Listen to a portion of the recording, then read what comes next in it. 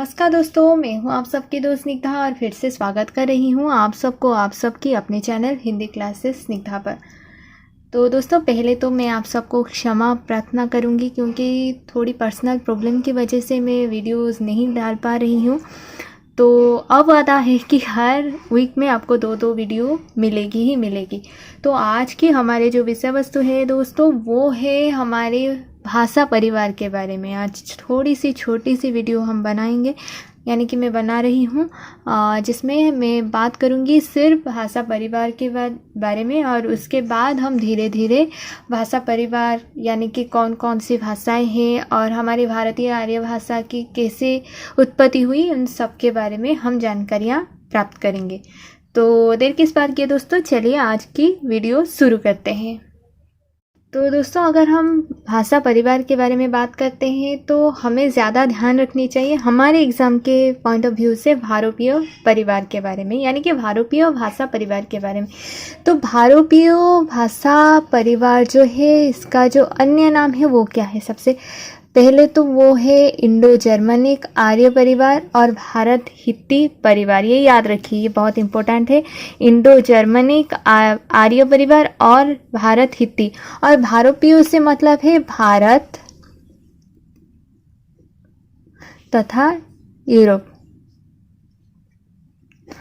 याद रखिए, भारत तथा यूरोप हो गया आपका भारोपीय। इन दोनों की जो भाषाएं हैं वो भारोपीय परिवार के अंतर्गत आते हैं। और अन्य नाम है इंडो जर्मनिक आर्य परिवार और भारत हित्ती परिवार। अब हम बात करते हैं भारोपीय परिवार के शाखाओं के बारे में। तो 10 शाखाएं भारोपीय परिवार में हमें मिलते हैं और इन्हें ध्वनि के आधार पर हम देखते हैं। तो ध्वनि के आधार पर उन्हें 2 वर्गों में बांटा गया है। एक तो है सतम यानी कि शतम और एक है केंतुम। तो कौन कौन सी भाषाएं हैं जो सतम के अंतर्गत आते हैं और कौन कौन से भाषाएं आते हैं केंतुम के अंतर्गत? तो याद रखिए, भारोपीय परिवार के अंतर्गत सबसे पहले 10 शाखाएं हैं और उन्हें ध्वनि के आधार पर 2 वर्गों में, यानी कि ध्वनि के आधार पर, देखिए ध्वनि के आधार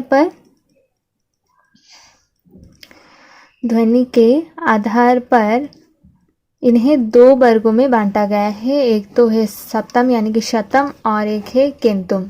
याद रखिए। और सतम के अंतर्गत यानी कि शतम के अंतर्गत 4 भाषाओं यानी कि भाषाओं को लिया गया है। एक तो है भारत ईरानी यानी कि आर्य भाषा परिवार, आर्य भाषा, और वाल्टो स्लाविक, आर्मीनी और अल्बानी यानी कि इलिरियन। याद रखिए, इलिरियन। और केंतुम के अंतर्गत जर्मनिक, केल्टिक, ग्रीक, तोखरी, हिटाइट और इटलिक, ये सब आ जाता है केंतुम के अंतर्गत और ये ध्वनि के अंतर्गत लिया गया है। 1 मिनट के लिए आप वीडियो को पॉज कीजिए और केंतुम और सतम के अंतर्गत कौन कौन से भाषाएं आते हैं उसे नोट कर लीजिए। और हाँ, याद रखिए, ये ध्वनि के आधार पर इनको डिवाइड किया गया है, यानी कि केंतम और सतम यानी कि शतम, ये जो भाषाएं हैं इन्हें ध्वनि के आधार पर ही डिवाइड किया गया है। हाँ दोस्तों, अंत में हमें ये जाननी चाहिए, अगर हम आर्य परिवार के बारे में बात करते हैं, क्योंकि मैक्सिमम हम आर्य भाषा परिवार के बारे में ही बात करेंगे, क्योंकि हमारे सिलेबस में जो है वो आर्य भाषा परिवार के बारे में ही क्वेश्चन ज़्यादातर आने वाला है। और हमारी हिंदी भी भारतीय आर्य भाषा परिवार के अंतर्गत ही आती है। तो डॉक्टर ग्रियर्सन ने आर्य के 3 उपवर्गों का उल्लेख किया है। याद रखिए, डॉक्टर ग्रियर्सन ने क्या किया है? डॉक्टर सर ग्रियर्सन ने हमारे जो आर्य परिवार है, आर्य भाषा परिवार है, आर्य भाषा परिवार के 3 उपवर्गों का उन्होंने उल्लेख किया है। एक तो है ईरानी और एक है दरद और एक है भारतीय आर्य भाषा। और भारतीय आर्य भाषा के अंतर्गत ही हमारे संस्कृत, हिंदी, ये सब आ जाता है। याद रखिए, ये हम हिंदी के बारे में ही पढ़ेंगे जो कि भारतीय आर्य भाषा परिवार के अंतर्गत आता है। और हिंदी आती है, मैं यहाँ पर गलत बोल दी आपको, हिंदी स्त्रीलिंग है इसीलिए वहाँ पर आती है लगेगी। तो भारतीय आर्य भाषा परिवार के अंतर्गत आती है हिंदी, और हमें हिंदी की जानकारी ही ज़्यादातर जाननी है। तो हमें भारतीय आर्य भाषा को ज़्यादा अच्छी तरह से हमें उसको ही तैयारी करनी होगी, उसकी ही तैयारी करनी होगी। तो डॉक्टर ग्रियर्सन ने आर्य की 3 उपवर्गों का जो उल्लेख किया है वो 3 है, ईरानी, दरद और भारतीय आर्य भाषा। तो नेक्स्ट जो वीडियो आएगी दोस्तों बहुत जल्द आने वाली है, क्योंकि अब मैं रुकने वाली नहीं हूँ। चाहे जो भी हो, हमारी जो वीडियो है वो आती रहेगी। तो वो हम बात करेंगे ईरानी, दरद और भारतीय आर्य भाषा क्या है और किसे कहते हैं।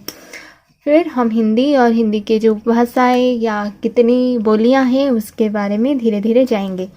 तो दोस्तों उम्मीद है आज की वीडियो आपको ज़रूर पसंद आएगी। और अगर आपको कोई भी सवाल मुझसे पूछनी हो तो आप मुझे कमेंट बॉक्स में तो पूछ सकते हैं, पर ज़्यादा अच्छा होगा अगर आप फेसबुक, इंस्टाग्राम या फिर ट्विटर या फिर आप ईमेल के थ्रू भी मेरे साथ जुड़ सकते हैं, जिन सब की लिंक मैं दे रखी हूँ नीचे डिस्क्रिप्शन बॉक्स में, आप वहाँ से ले सकते हैं। डिस्क्रिप्शन बॉक्स को जाइए और वहाँ से लिंक दी रखी है जहाँ से आप डायरेक्ट कनेक्ट हो सकते हैं मेरे साथ। तो चलिए अगले वीडियो में मिलते हैं। नमस्ते।